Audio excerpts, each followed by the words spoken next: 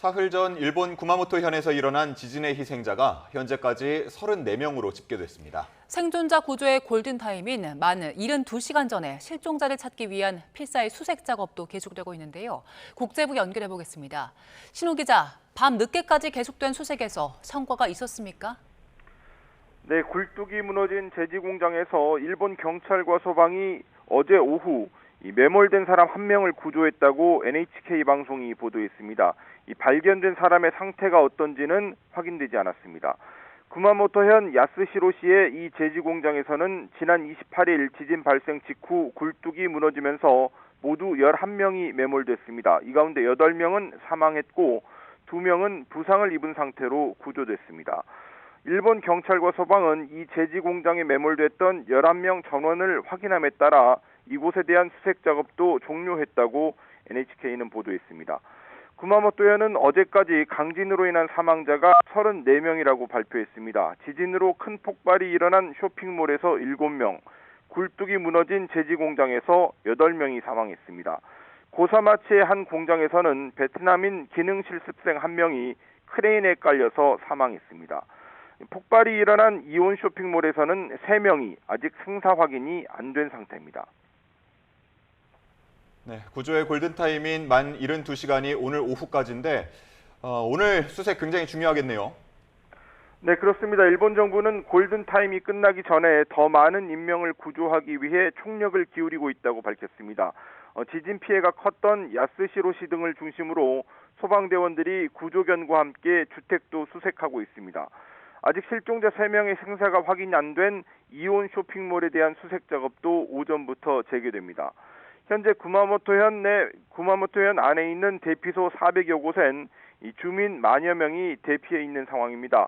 어제 저녁 기준 8만여 가구의 수돗물 공급이 중단됐고 14,000여 가구에는 전기 공급이 끊겼다고 교도통신이 보도했습니다.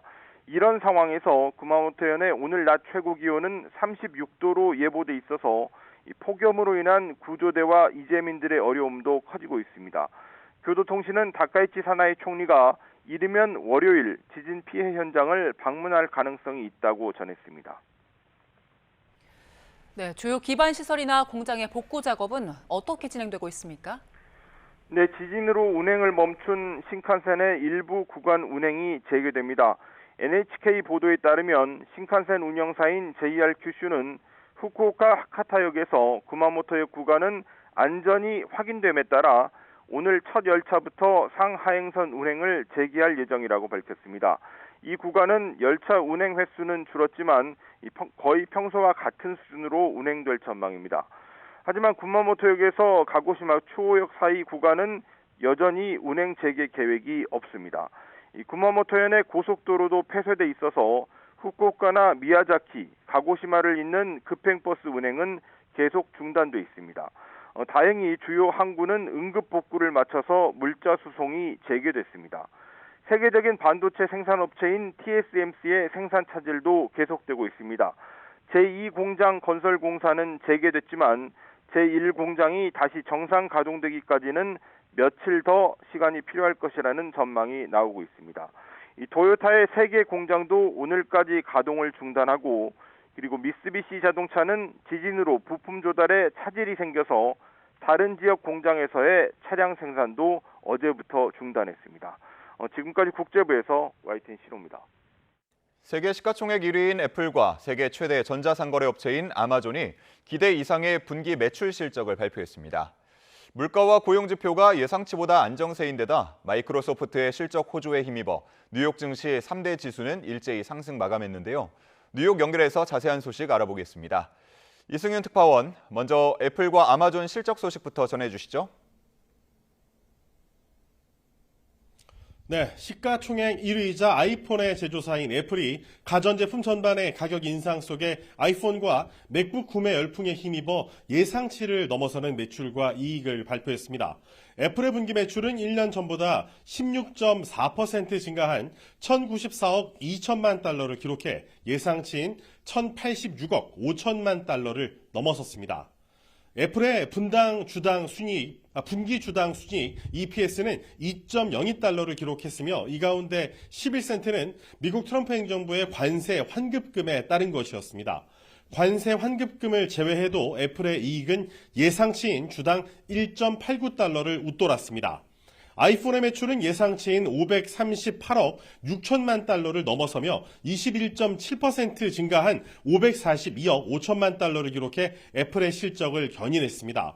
이번 아이폰 매출은 가을 신제품 출시를 앞두고 보통 구매가 둔화하는 이번 여름 분기 기준으로는 역대 최고 실적입니다.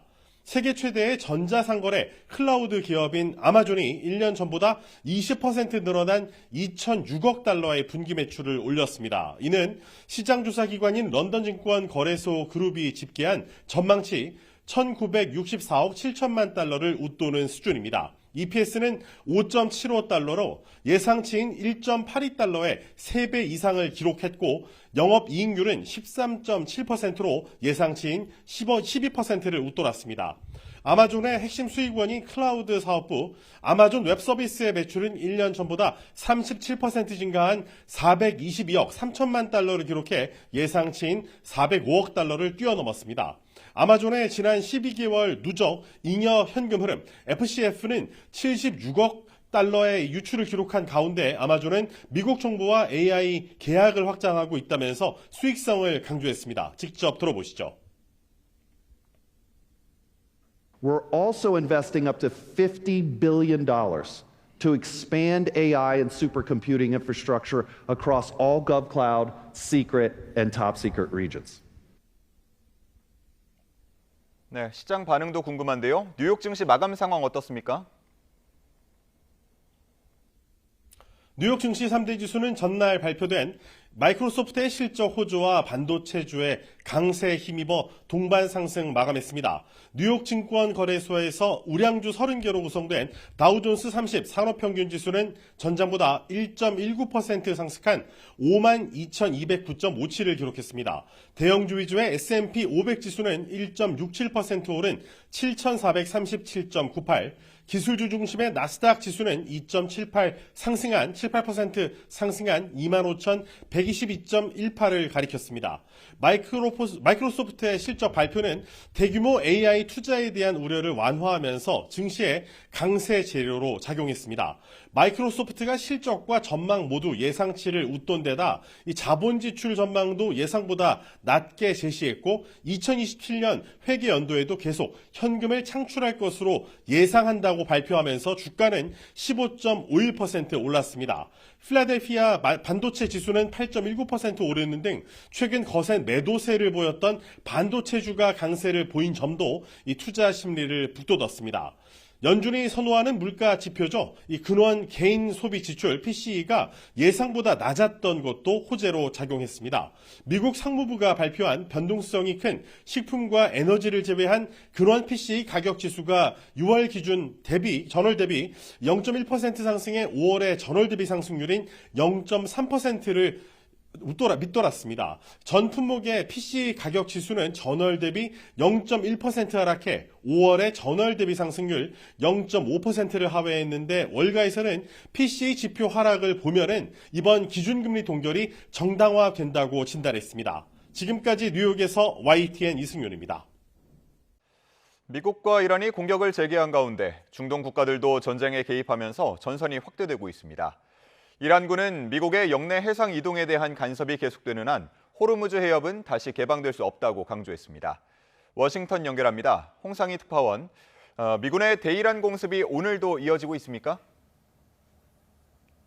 네, 오늘 공습 재개 소식은 아직 전해지지 않고 있습니다. 미군은 어제 이란의 요르단 미군 기지 공격에 대응해 게슘섬과 부쉐르 등 이란 남부 지역에서 이란군 미사일과 드론 시설 등 수십 곳의 표적을 타격했다고 밝혔는데요. 지금 보시는 화면은 이란 게슘섬에서 민간 주택이 공격을 당해 이 구조대원들과 주민들이 피해 수습에 나서고 있는 모습입니다.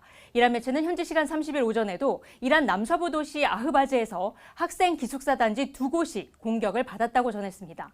미국의 공습 재개에 이란 주민들은 미국의 공격을 규탄하면서도 이 분쟁 확대 가능성을 우려하는 모습이었는데요. 들어보시죠.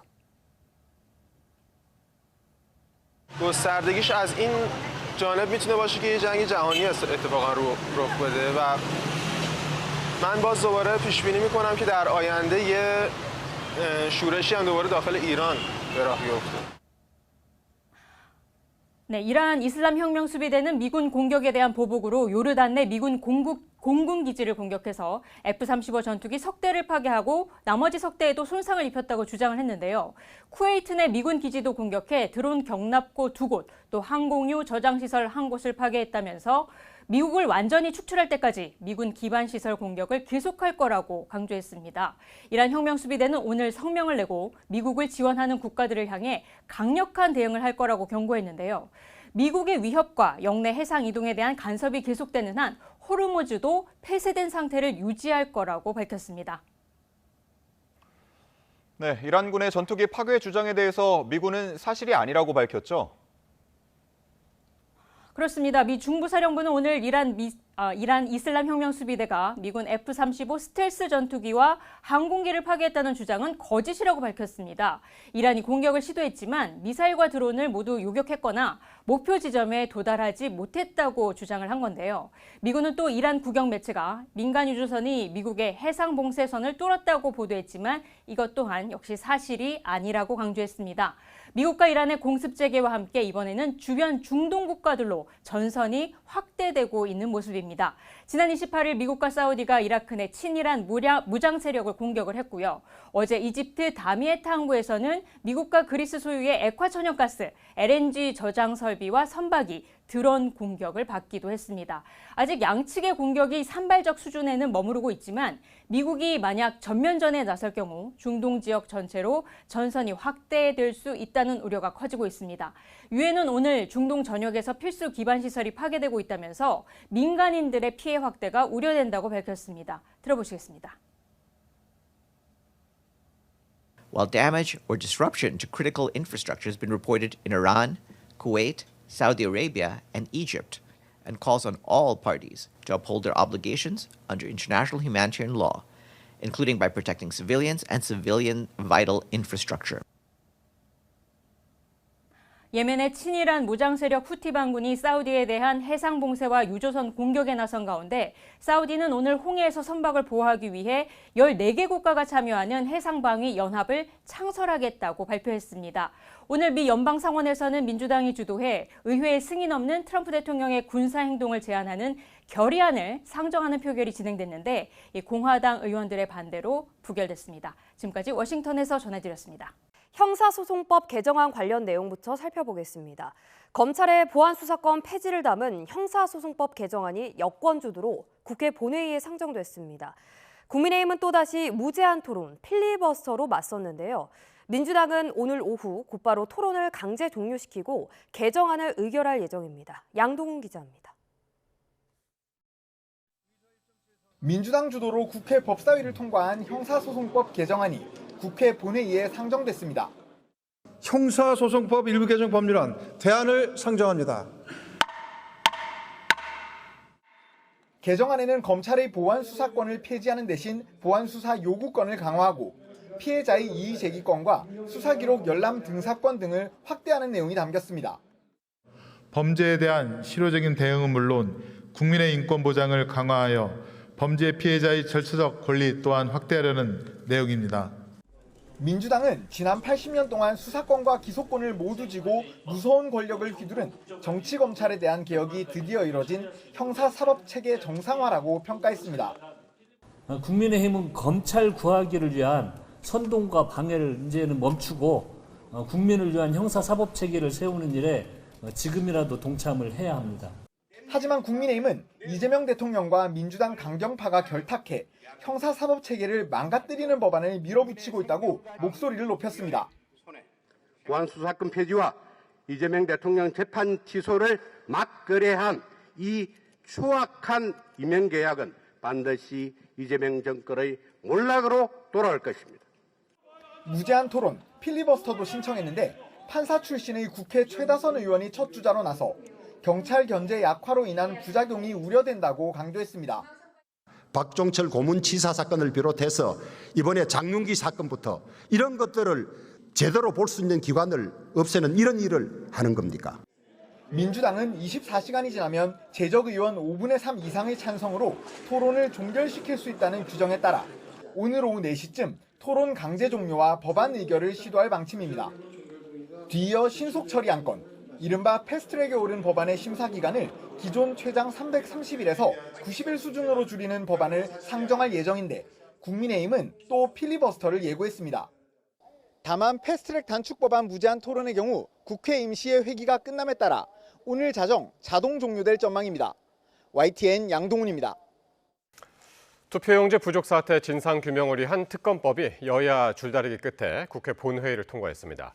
막판까지 수사 대상과 범위가 쟁점이 됐었는데요. 국민의힘이 요구해온 이른바 선관위 서버도 수사할 수 있게 됐습니다. 부장원 기자입니다. 더불어민주당과 국민의힘이 이른바 참정권 훼손 사태 진상규명을 위한 특검법에 합의했습니다. 물밑 협상 끝에 본회의 직전 합의안 도출에 성공한 겁니다. 특검 법안과 관련해서는 저희가 양당이 합의에 도달했습니다. 오랜 기간 협의를 해왔고 쟁점들에 대해서는 합의가 됐기 때문에 곧바로 법안 작성에 착수한 여야는 법제사법위원회 심사에 이어 국회 본회의 표결까지 속전속결 마무리했습니다. 국민 참정권 침해 의혹 진상규명을 위한 특별검사에 임명되기 관한 법률안 대안은 가결되었음을 선포합니다.